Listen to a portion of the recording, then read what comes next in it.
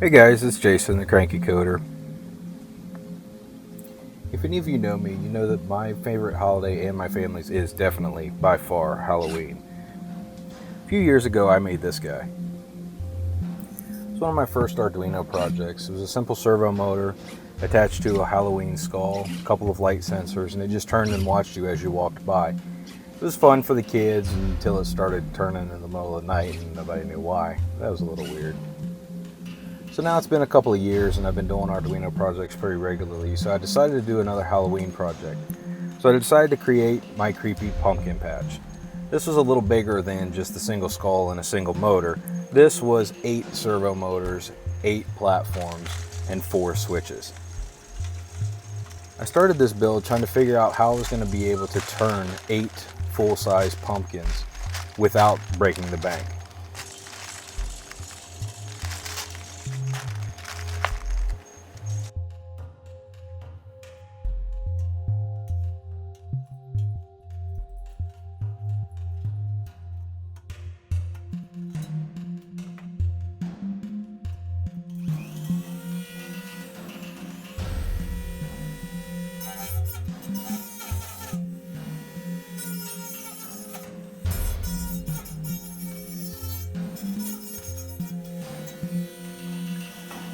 I ended up finding out that you could make ball bearings pretty simply using a couple pie pans and some marbles.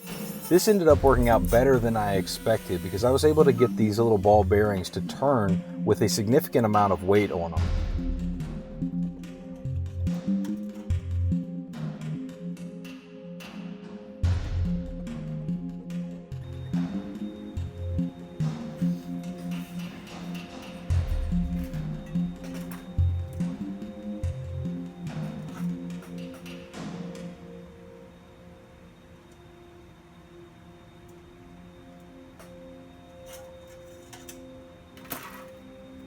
As you can see here, I went through a lot of work to actually drill out the individual holes to hold this servo motor in place. Turns out that wasn't actually needed. The motors themselves, just being in the cutout groove, worked just fine, so I didn't have to worry about later cutting any zip ties or cutting any glue if I needed those servos again.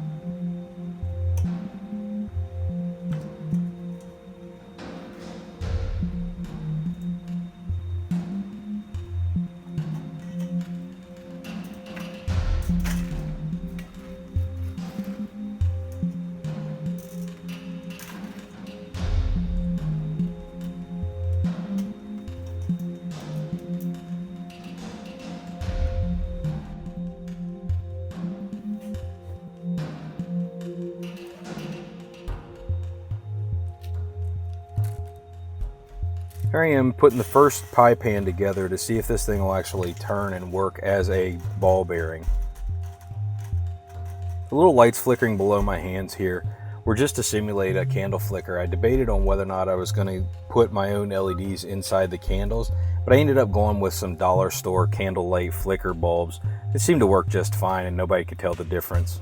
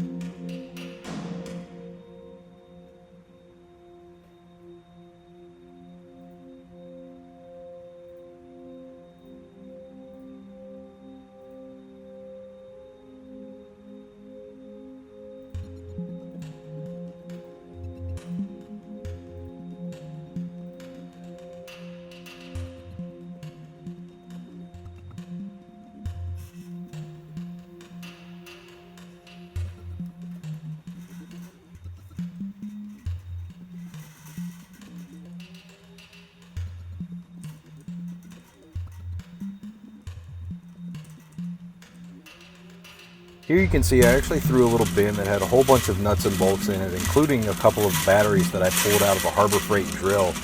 This ended up weighing at about 5 pounds, and I figured if this little servo motor was able to turn this, it would turn anything else, no problem. So now that we had this first one working, I had to do this 7 more times. So another 14 pie pans, cut holes in another 7 of them, and make 7 more ball bearings.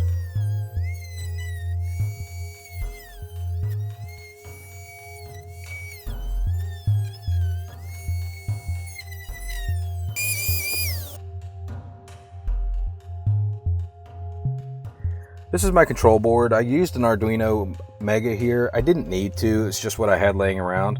I also used 3 Keystone jacks so that I could make my 2 rows of pumpkins and my switches easily disconnectable.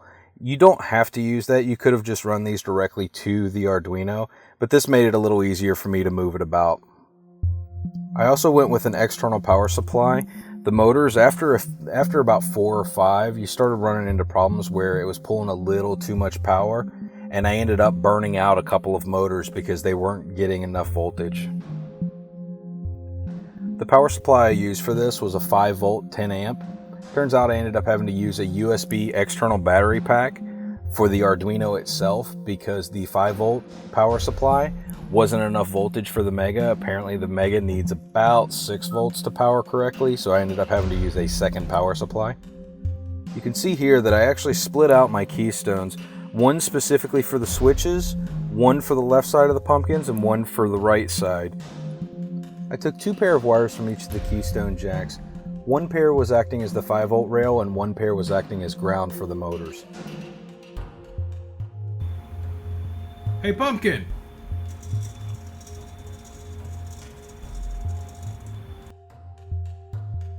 Here's all of my motors taped to a table.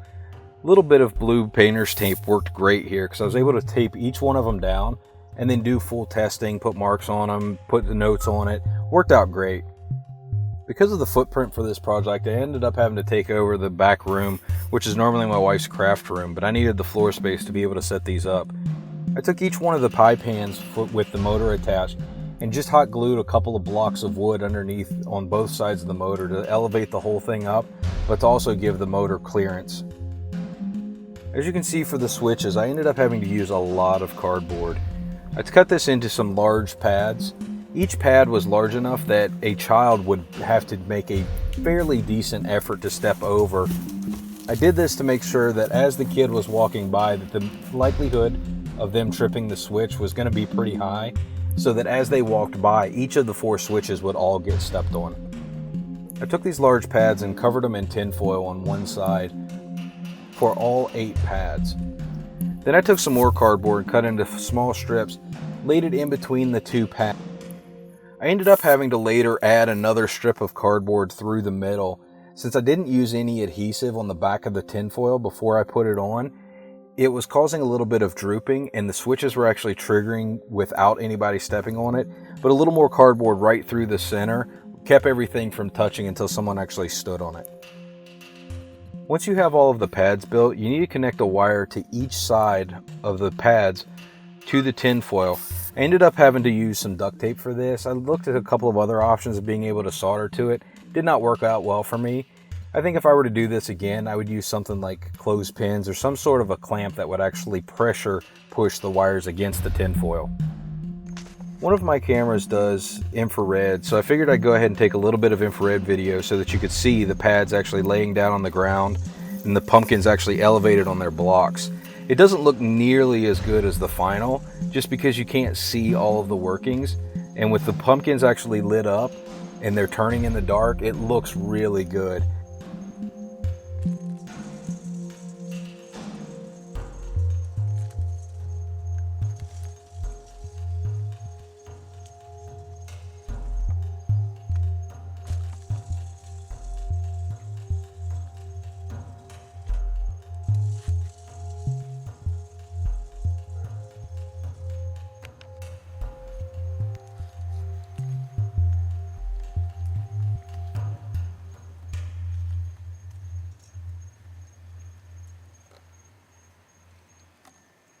And here's the final. As you can see, each one of these pumpkins has a different face.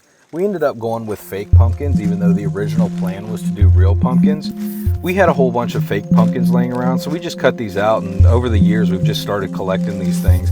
It worked out well. I could use this for other things and actually put full-size real pumpkins on it, but this turned out a little better than I expected. These little dollar store LED candles worked out great. They look really nice. I can't wait for Halloween for the kids to see it. So that's my Halloween 2016 project. I hope you all like this, and I will try to get my next project up in the next couple of weeks. Thanks.